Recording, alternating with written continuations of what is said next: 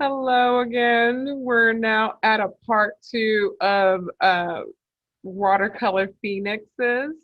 Um, so I wanted to kind of show you what I did first. Well, I guess you can say what I did second.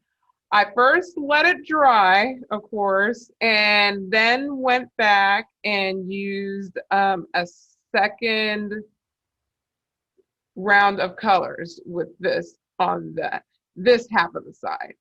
So I added some more blues, actually added some more greens, and I also added some more blacks into the water so I can be able to kind of show the differentiation of value ranges with the ocean. I did do another round of reds, yellow, warm colors on the top. Didn't get to finish. I plan on doing another round, and I also did warm colors with this part. It's somewhat dry right now, but I am now, what I did on this side, I'm now going to follow with the right side. So I'm going to be, I guess you could say a little bit quick with this part because I really want to focus more on the phoenix.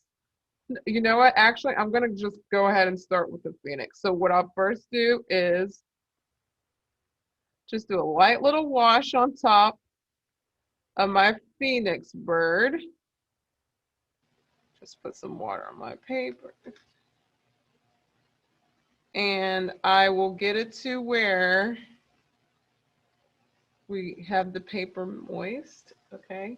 So the next will be, I am using a bigger brush, but if you want to use a smaller brush, that's okay. But I prefer using just a little bit of a bigger brush. So I'm gonna dip some of the red, and then I'm gonna use some yellow, and just to kind of give my wings some shape, the feathers some a little bit of shape to it.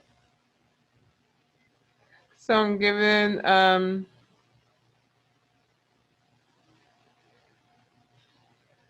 the feathered wings some shape there. And I did that by mixing a little bit of red and then a little bit of yellow. I think next what I'll do now is going to use, oh, before I spill my water, get some yellow in here.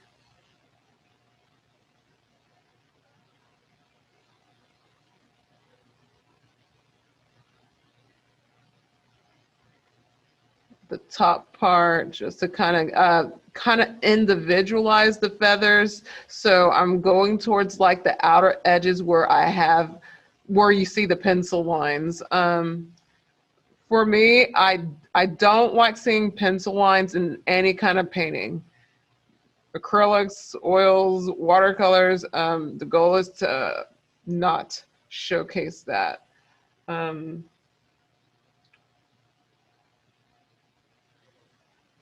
So I'm gonna go ahead and probably let this dry some. I'm gonna go back over it.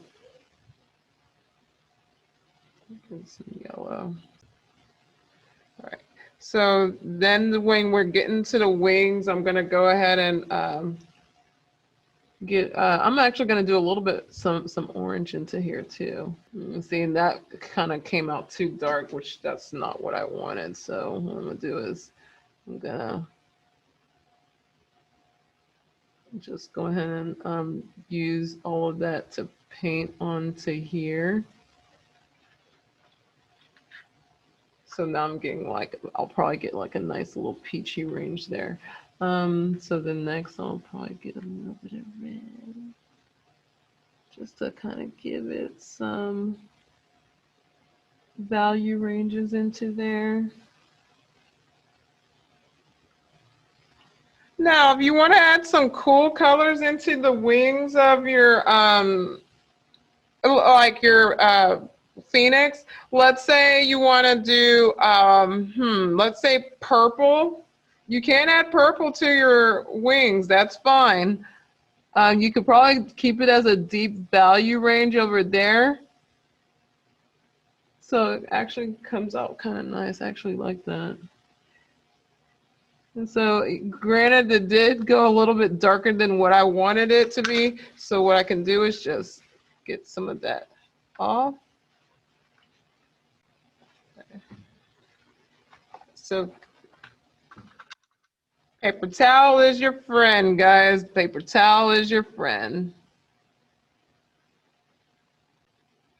Blend some of this purple out just to get it to fade out.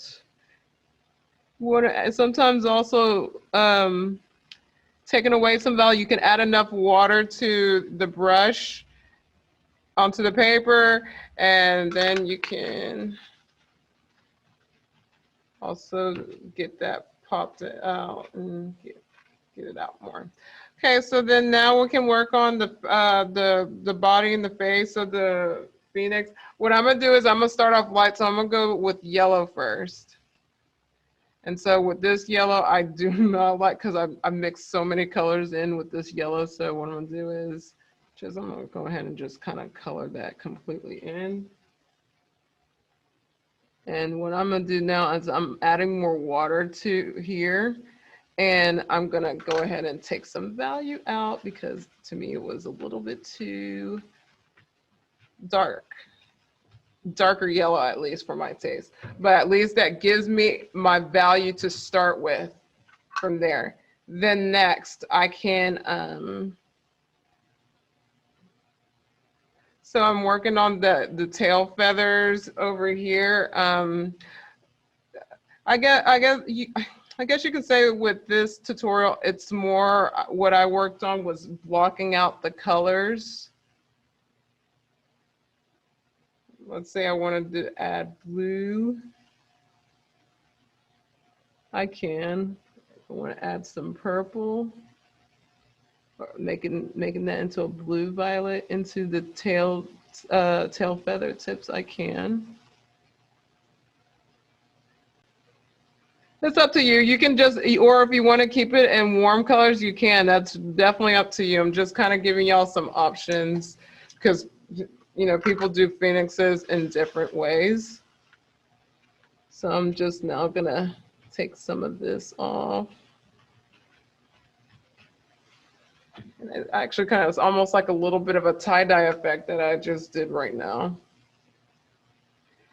One thing at watercolors is a layering process. So you want to make sure you're getting it to, it's constant reworking, constant working back, but make sure you're working all around. And you also want to make sure you're letting it dry as well. So I'm getting, let's get some body into my Phoenix here. I need to remember about the other part of the tail feather here. Mohawk over here. That green went into the neck, but that's okay. So what I'm doing now is I'm adding water here to just kind of shows the division of value from the wings to the body.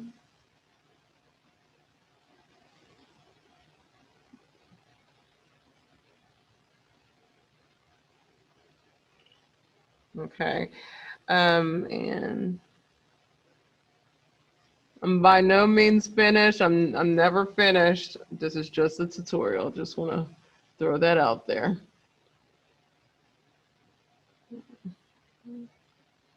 Add some purple into there since I did that. Can add purple in here just to kind of, maybe some red to kind of blend that out some. Now that's too dark, but that's okay. Use it to just kind of help with getting a color range into your Phoenix, okay? What I'm gonna do next is I do want to show you how the reason, okay, let me try and remember. I wanted you all to get a Sharpie Ultra Fine Point. Those are basically like the pen-like markers. You can use this to define the details of your drawing here. So I like using this to kind of make my drawings pop out more. So what I'm doing here is I'm defining the tail feather, or the feathers of the wings that kind of got lost with the watercolors. Now, this is something I like to do. If you don't like to do it, you want to continue working with the watercolors and get it defined that way, that's fine. That's up to you. But for me, I do like this. They typically call this pen and ink. Except I don't have the pen nibs and y'all don't have the pen nibs, so that's why I was like, I think it'll just be easier if we do the Sharpie.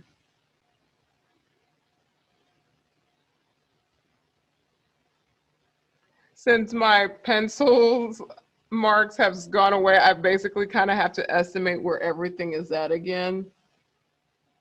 I can also...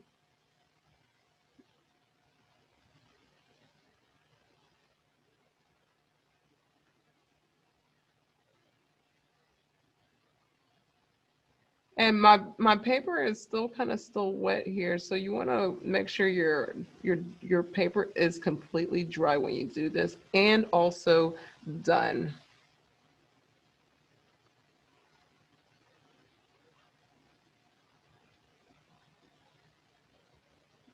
So you can already see right there that it's making your drawings pop out. Okay, I know that I have the feet here somewhere.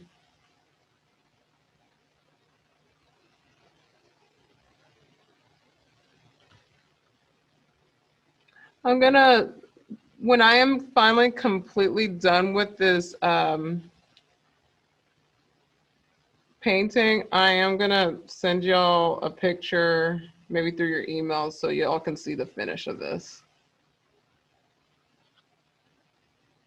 No, I did kind of mess up in some of these other areas, but I'm just gonna make it work.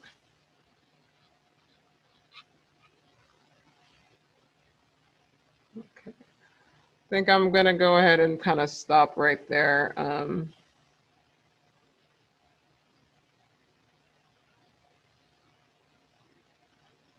And continue working on this when I finally have it completely done. But this is just, you know, a tutorial that can help you with helping yourself get started with drawing or painting with watercolors with this Phoenix project. So if you remember, this will take some time and a lot of patience. So I don't expect you all to have it done in one day. It will probably take you a couple of days and a couple of sessions during the day if you have any free time to make sure you have it worked on. Okay, I am gonna go ahead and end the session. When you are finally done completing your project, you upload it to Class Dojo Digital Portfolio. And that's about it. Y'all have a wonderful day and go Phoenix. Like and subscribe. Bye.